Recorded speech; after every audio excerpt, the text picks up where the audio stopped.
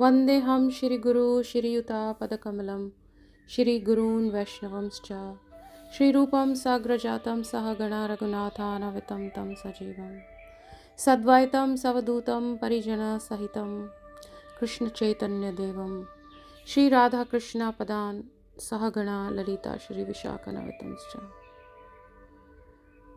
अज्ञानातिमिरन्दस्य ज्ञानञ्जनशलाकया चक्षुरुन्मिलितं येन तस्मै श्रीगुरुवे नमः।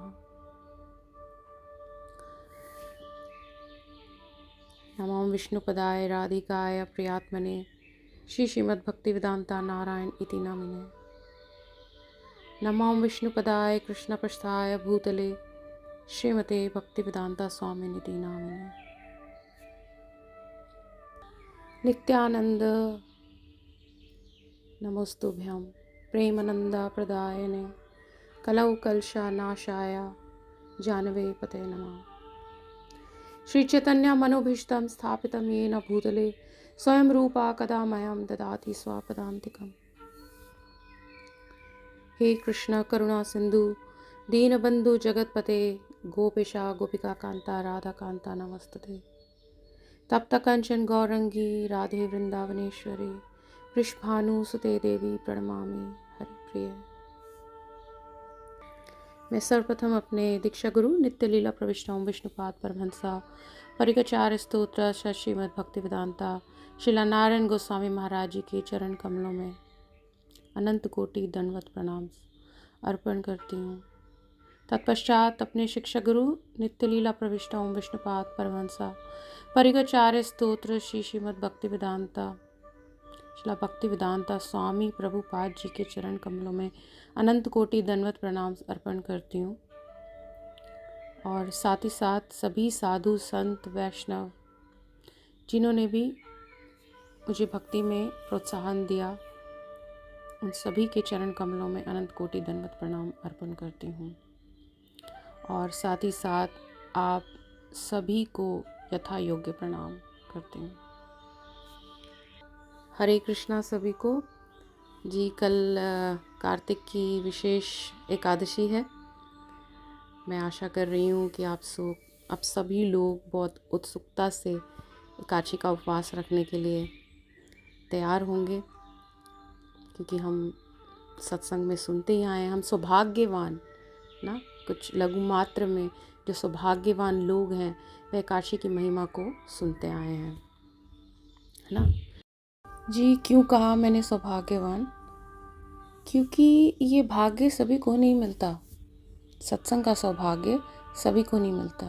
इसलिए कुछ मात्रा में ही लोग हैं जिनका ऐसा भाग्य जागृत हुआ है कि जिन्हें साधु संग, भक्तों का संग, महाजनों का संग, ग्रंथों का संग ना मिल रहा है। ये तो कलयुग में ये बहुत ही दुर्लभ है, बहुत ही, और आगे आगे और दुर्लभ होता जाएगा। और ये जो सौभाग्य है ना, ये जो भाग्य है, ये भी किसकी कृपा से मिलता है? ये भगवान की कृपा से हमको मिल रहा है। हमारे अंदर में अपने में कोई बल नहीं है, कोई ऐसी योग्यता नहीं है कि हम कह सकें कि हाँ ये हमारा राइट है ना, हमारे अंदर इतनी योग्यता, इतने गुण हैं, हमको मिलना ही चाहिए। नहीं, ये तो भगवान की अहेतुकी कृपा है, तभी हमको ये सत्संग मिलता है। अब तुलसीदास जी भी क्या कहते हैं? तुलसीदास जी रामायण में बता रहे हैं, कह रहे हैं रोलिंग सत्संग विवेक न होई, रोलिंग सत्संग विवेक न होई, राम कृपा बिनु सुलभ न सोई, सठ सदा हिम सत्संगति पाई, पारस परस कुगातक सुहेला ना। रोलिंग सत्संग विवेक न होई, राम कृपा बिनु सुलभ न सोई। तो कह रहे हैं कि सत्संग के बिना विवेक नहीं होता। जैसा कि मैंने अभी बोला कि विवेक मिल ही नहीं सकता। हम भाग्यवान हैं, सौभाग्यवान है कि हमको सत्संग मिल रहा है। मगर सत्संग भी किनको मिलता है ना, जिनके ऊपर राम जी की कृपा बनी हुई है। और जो सत्संग है वह अत्यंत कल्याणकारी है ना। कल्याण की जड़ है, ऐसा तुलसीदास जी कह रहे हैं ना। कैसे कल्याण की जड़ है? कि सत्संग मिलते ही जो व्यक्ति है या जो जीव है उसका भाग्य बदल जाता है। कैसे? एक एनालॉजी दी है, कैसे? जैसे पारस को यदि कोई स्पर्श कर ले, कोई लोहा स्पर्श कर ले तो क्या हो जाता है? वह सोना बन जाता है। उसी प्रकार से सत्संग में यदि कोई व्यक्ति का दिल लग जाए तो क्या हो जाता है? उसका सारा भविष्य बदल जाता है ना, उसका भाग्य जाग उठता है। जाग उठने का मतलब, भाग्य जाग उठने का मतलब क्या? कि बहुत सारे हमारे महल बनने लग जाएंगे, या हमारे ऊपर धन की वर्षा होने लग जाएगी, या ना अगर हमारी अभी तक शादी नहीं हो रही है तो शादी होने लग जाएगी, मतलब अच्छे रिश्ते आने लग जाएंगे, या अगर स्कूल में मार्क्स अच्छे नहीं आ रहे हैं तो मार्क्स अच्छे होने लग जाएंगे। नहीं, सही भाग्य का जो मतलब है वह ये है कि जो जीव अनंत जन्मों से ना सोया हुआ है या इस शरीर में बंध गया है ना, उसकी जागृति होने लग जाएगी, वह उठने लग जाएगा, अपने सही स्वरूप में आने लगेगा, क्योंकि वह जीव यहाँ पर आकर बद्ध हो गया है ना, और दुर्भाग्य उदित हो गया है।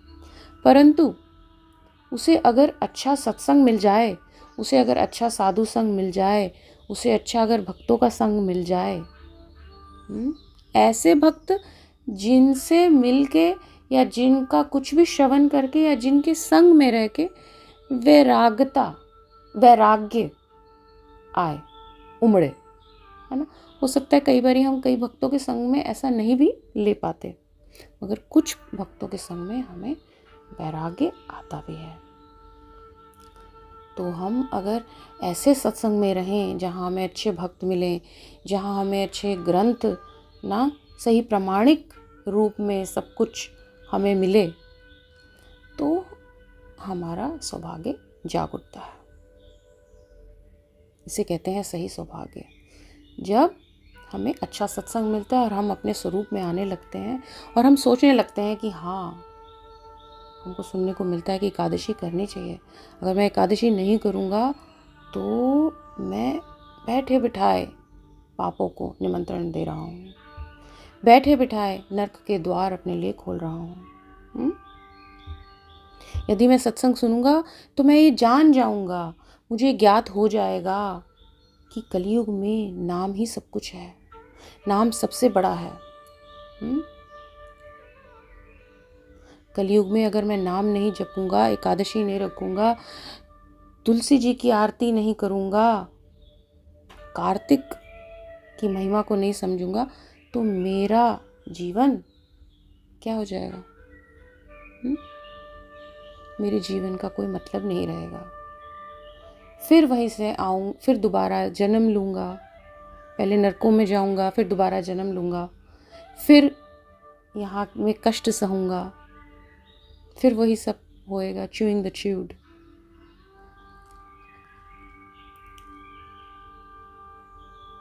तो सत्संग की इतनी बड़ी महिमा है।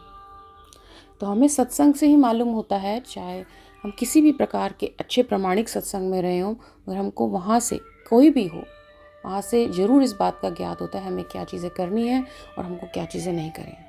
तो उन्हीं में से एकादशी जो है, उसका जो व्रत है, उसकी महिमा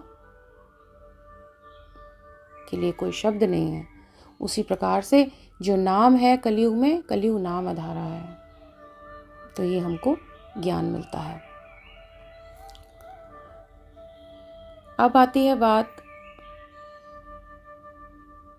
just give me one sec जी। तो अब आती है बात कार्तिक मास की। हम सभी जान ही रहे हैं कि कार्तिक मास चल रहा है, और कार्तिक मास की महिमा इतनी सिग्निफिकेंट है, इतनी सिग्निफिकेंट है कि कहते हैं कि अगर ग्रंथों में सबसे बड़ा ग्रंथ है तो वह श्रीमद् भागवतम है ना। अगर जितने भी पौधे हैं उन सब में से बड़ा पौधा है तो वह तुलसी जी का पौधा है ना। जितनी भी नदियाँ, उन सब में से नदियाँ हैं अगर कोई सबसे बड़ी, तो वह क्या है? गंगा नदी है ना। उसी प्रकार से जितने भी मास हैं उनमें सबसे स्पेशल, सबसे विशेष मास कौन सा है? कार्तिक मास है ना। तो अगर सारे व्रतों में से ले लो तो सबसे बड़ा व्रत एकादशी का है। तो अब क्या हो रहा है कि सबसे बड़ा मास भी चल रहा है और सबसे बड़ा व्रत भी कल आने वाला है। तो हम जान ही गए हैं कि इसकी महिमा कितनी ज़्यादा मल्टीप्लाई हो जाती है ना। ये मास जो है शास्त्रों में बताया गया कि ये मास बना ही इसलिए कि हम जितनी सुकृति अर्जित करना चाहें कर लें, थोड़े से एफर्ट के साथ, थोड़ी सी कुछ गतिविधियां करने से हम ना इतना मतलब इतनी सुकृति कमा सकते हैं ना कि वो शब्दों में व्याख्यान नहीं किया जा सकता। ये भगवान को खुश करने का, राधा रानी को, ठाकुर जी को, निताई गौर को प्रसन्न करने का, खासकर कृष्ण को प्रसन्न करने का। क्यों? सबसे अच्छा महीना माना जाता है। क्यों? क्योंकि ये राधा रानी का महीना है। राधा रानी इस महीने की अधिष्ठात्री देवी हैं।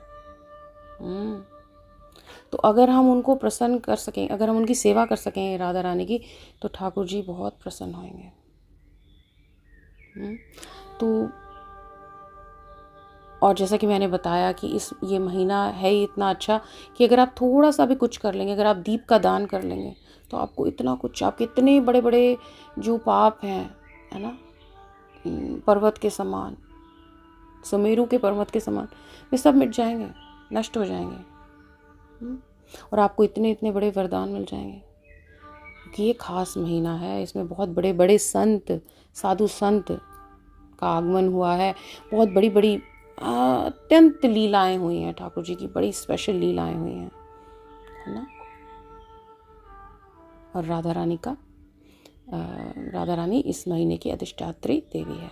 तो राधा रानी और ठाकुर जी को बांधने का सबसे अच्छा तरीका है कार्तिक मास में जितना त्याग कर सको, जितनी पूजा पाठ कर सको, जितना भजन कर सको, जितना नाम कर सको, जितनी तपस्या कर सको, जितने व्रत कर सको। और सब व्रतों में से सबसे बड़ा व्रत कौन सा व्रत है? सारे व्रतों में से सबसे बड़ा व्रत है एकादशी का व्रत ना। तो अब एकादशी की कल जो एकादशी आ रही है, उस व्रत का क्या नाम है? Rama Ekadashi. Very very special Ekadashi, है ना। हम सुनते आए हैं कि किस प्रकार से जब चतुर्मास प्रारंभ हुआ था तो जो विष्णु जी हैं वे निद्र योग में चले गए थे। अब वही मास उदित हो गया है जिसमें जो विष्णु जी हैं जागने वाले हैं। तो बहुत स्पेशल मंथ चल रहे हैं और उसमें से special super special month Kartik, and on top of that Ekadashi. ठीक है, तो कल जो आने वाली एकादशी है उसका नाम है रमा एकादशी ना, और ये कृष्ण पक्ष में आ रही है एकादशी। अब युधिष्ठिर महाराज जी हर बारी की तरह श्री गोविंद से पूछते हैं कि हे गोविंद, आप थोड़ा विस्तारता से ना इस रमा एकादशी का महत्व बताएं, है ना। तो उन्होंने कहा कि श्री गोविंद ने कहा कि भाई मैं अवश्य ही तुमको इस एकादशी की महिमा बताऊंगा ताकि सब लोगों का इसमें कल्याण हो, है ना। तो उन्होंने बोला कि देखो राजन, ये जो एकादशी है इसको पापकुंशा एकादशी भी कहते हैं, है ना।